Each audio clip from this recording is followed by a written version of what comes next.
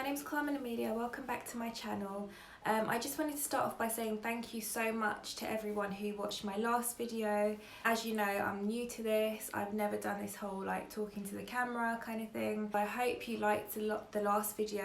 I really wanted to just get right into it. So before I started hairdressing, I kind of had no idea what I was getting myself into. I actually got into the industry totally by accident. I kind of fell into it. I was just looking for a Saturday job and I ended up working at a salon, but one day I turned up and the salon was closed, so I ended up having to move salons, and that changed my entire path of becoming a hairstylist and basically becoming who I am today.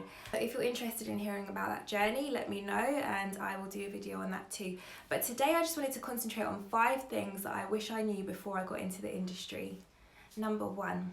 I spent a lot of time doing my MVQ, and I'm not really an educational kind of gal. I know that sounds really bad to say, but to be honest, it just was never really for me. So I this is a little secret, but I tried to do the course twice when I was younger, when I was like in my teens, and it didn't work out for me. She ended up having to put my career on hold, and I did it when I was a little bit older. So I was still working as a junior. I did a few office jobs in between. Long story short, I ended up qualifying when I was about, I think it was 21 years old. I went back. I actually had to pay for a course because I was too old to get it for free. So I paid for a course and I did it super quick because I had so much experience with trying to do it the 2 times before. Now I'm older and I've done my own research. I see that you don't actually need an MVQ to become a hairstylist, which is like so random. I don't understand why this course even exists if you don't need an MVQ. You could just be doing loads of short courses to gain your experience, but instead, you know, this whole MVQ thing's there. Now, I'm not against having an MVQ, and it's obviously a really good thing to achieve, and I rate everyone who actually goes through with it, but as far as I know, you do not need an MVQ level 2 to become a hairstylist in a hair salon. You can actually qualify directly with the salon, or you can just do short courses and prove your worth by doing a trade test at a salon. And then obviously if you want to work on photo shoots and things, I have never ever been asked for this qualification. I'm glad I have it, but honestly in my entire career nobody has ever asked me for my MVQ level 2. So I kind of wish that I knew that before I started. So yeah, there's a little tip for you guys. Maybe stick to short courses and just practice at home on people that you know. If you want to do an MVQ, by all means go ahead and do it. I do believe that if you want to work around the world, it could be worth having an MVQ. So number 2, guys. So I had absolutely no idea how competitive this industry was. I did not have the right mindset when I first started. I was focused on all of the competition, all of the people around me, how far they'd come, how much things, you know, they'd done, how much they'd got under their belt. And I felt like I had to get all of these years full of experience. And don't get me wrong, you do need to have experience in this industry, but I did not have the right mindset. So what I would say is definitely get the right mindset. Just know that there is competition, but if you set yourself apart, then you will be able to progress because you will have something different and unique about you. That could simply be who you are. That could simply be how you are with clients. It might not even be that much about the hair. But if you can set yourself apart and find something different about you, then you will progress a lot faster. There's always going to be competition in every industry that you go to work in, to be honest. But if you just have the right mindset and just know that you're good at what you do, that you're going to put in the work, you're going to learn as much as you can, have as much knowledge under your belt as you possibly can, then you're absolutely fine. I actually remember working in a salon and I had a colorist come up to me once and say to me, I've been doing this for 11 years and you will never be where I am until you have been doing this for 11 years.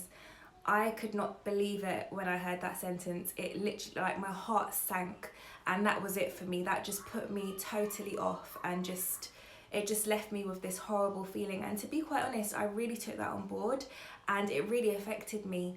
So I just wanted to say to you that, you know, if you have the correct mindset, you will be able to progress super, super fast. You've just got to put the work in and show your worth.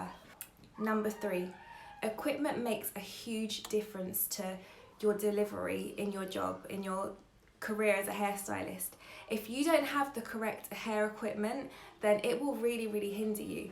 I'm not saying that you should go out and buy the most expensive things if you're a freelancer, but honestly, I'm just going to be blunt and put it out there. If you do not have the correct tools and the correct equipment, you will not be able to deliver great results. So for instance, when I first started, I was really young. I didn't have any clue about like which brushes you should use. I was just trying to use these random cheap brushes for doing like curly blow dries, for instance, for practicing in the salon.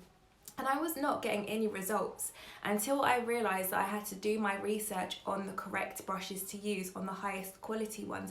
It wasn't even the highest quality ones, they weren't really that expensive, but they were just a lot better quality than what I was using. So I would say do your research, find out the best product, equipment that you can use, find all of these things out, and if you can, as you go along, as you progress within your industry, purchase bit by bit, build it up bit by bit. You're not going to build your kit overnight, guys. It takes time, but bit by bit, just build it up and try and get higher quality things, because it really honestly makes a huge difference.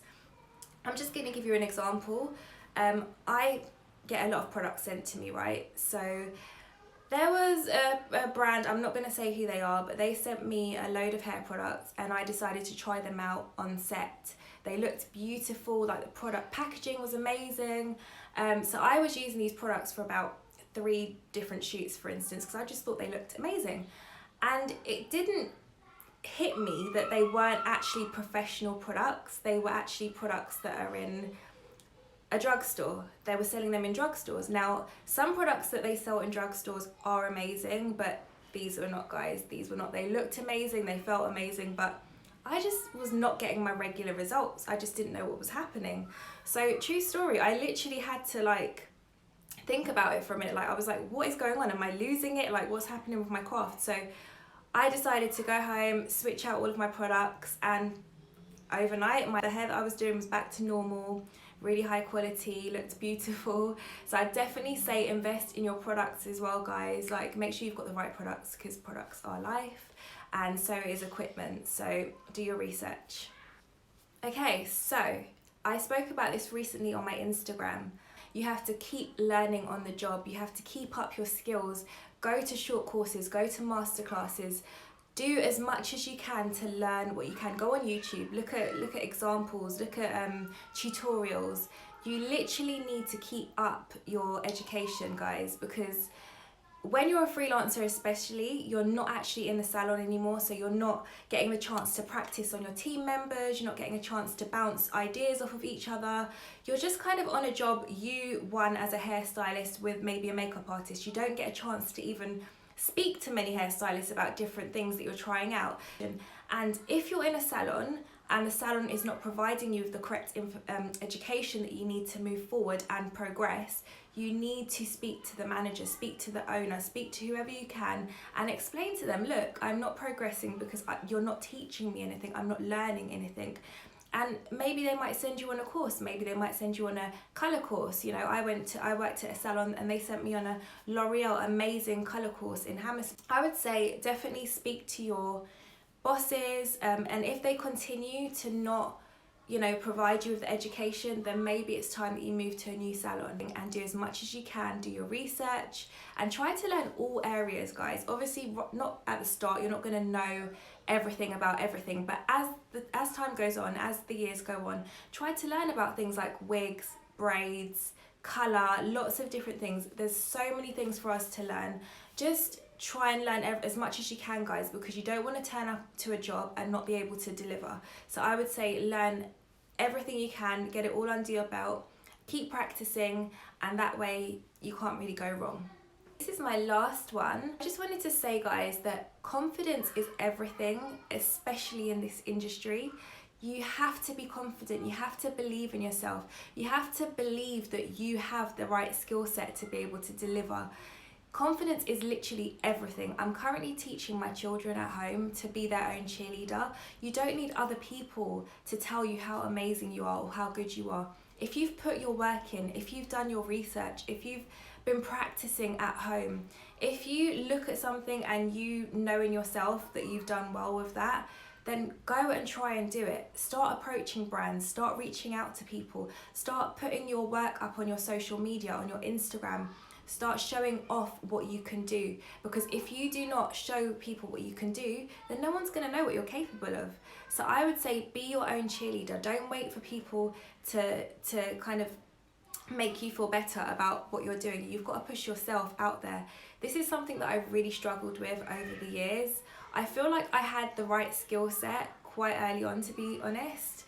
I mean, I've been doing this for 15 years, like I said, so I just had a confidence issue where I just always felt like, let me just learn one more thing. And no one's gonna wait for you. Get out there, start approaching brands, start putting your work up, and just show what you can do. Thank you so much for listening to my 5 things that I wish I knew before I became a hairstylist. I really wish I knew these things, guys, and most importantly, I wish that I had the right mindset. So I hope these have helped you. Have an amazing day, and I'll see you soon.